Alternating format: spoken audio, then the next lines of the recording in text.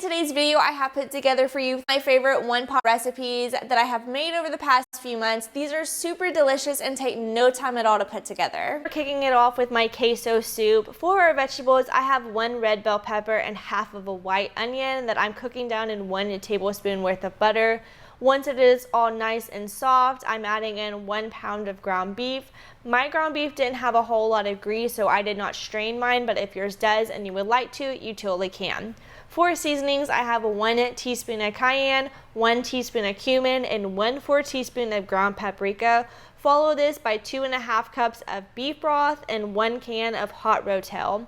You can definitely just use regular rotel or any canned tomatoes, but I wanted that extra spice that the hot rotel brings to it. Stir this together and then add 2 ounces of salsa. I'm using the hot salsa from Walmart because this is what I had on hand at the time. Once you get that mixed together, put on a lid and we are going to let this simmer for 30 minutes. Once it's all nice and combined and bubbly, pour in 1/2 cup of heavy whipping cream and throw in 2 to 3 ounces of cream cheese. Once your cream cheese is nice and melted, it is ready to serve. Next up, we are making my buffalo chicken quesadillas. I am using the Tyson chicken because that's what I had on hand. I poured in 2 cups worth. For our seasonings, I have 1 tablespoon of seasoned salt, 1/2 teaspoon of garlic powder, 1/2 teaspoon of onion powder, 1/2 teaspoon of parsley, 1/4 teaspoon of lemon pepper, and 1 teaspoon of pepper. Mix this together until it is fully combined. Now into my hot skillet, I added a little bit of butter. We are just going to cook down our chicken. This chicken takes like maybe 5 minutes to cook because it's already pre-cooked.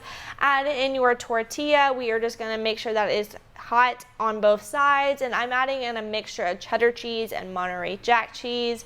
Adding in my chicken, and I had already pre-cooked some bacon, so I had that on the side. I'm just going to crumble a couple pieces into my quesadilla and then finish it off with this Hidden Valley ranch that my Pawpaw gave me, so shout out to you, Pawpaw, for giving me some ranch.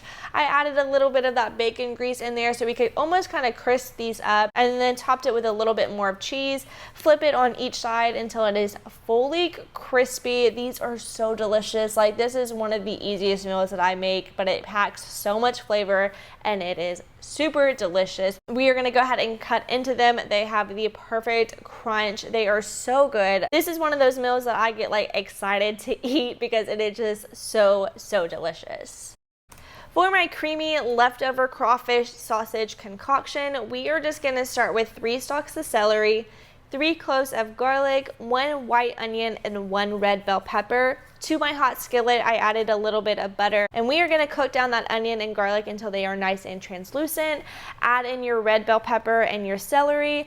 I tried to cook mine as much as I could because I don't really like celery, but I wanted that little bit of a crunch that I could get from the celery. So once that is done, we are just going to remove this from the pan and set to the side.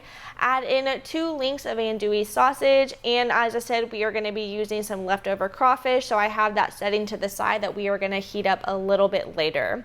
Once your sausage is done, remove it from the pan and then pour in 1 cup of heavy whipping cream, followed by 1 teaspoon of all-purpose flour and 1 tablespoon of butter. Honestly, I could have done without the butter. It kind of made it too buttery on the leftovers the next day, if that makes sense.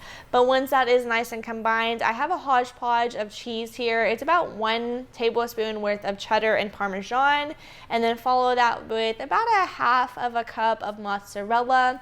Once your cheese is fully combined, we are going to go in with the seasonings of our Cajun 2-step, garlic powder, and crushed pepper. I also seasoned my crawfish with these seasonings, but once it is to your liking, add in your crawfish and the rest of everything that we went ahead and cooked up.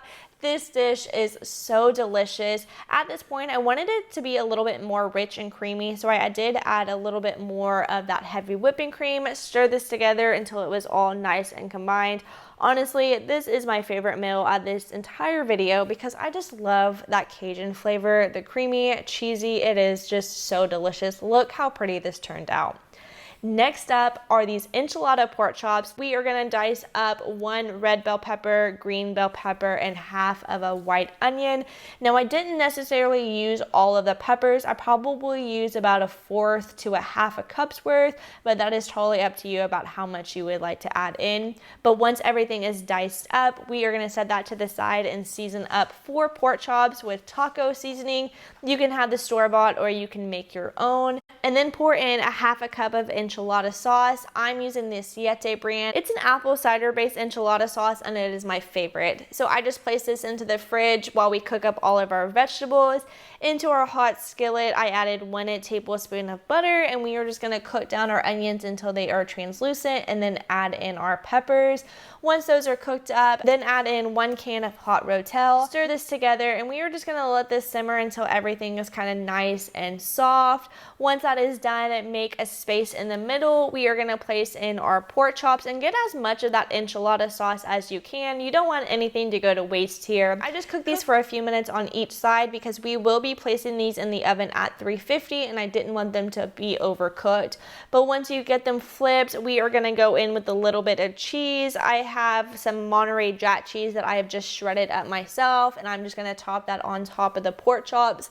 Place this into your oven for about 5 minutes or so, but they came out perfect and juicy. They are absolutely delicious and just, I mean, they're a really pretty dish. Look how gorgeous that is.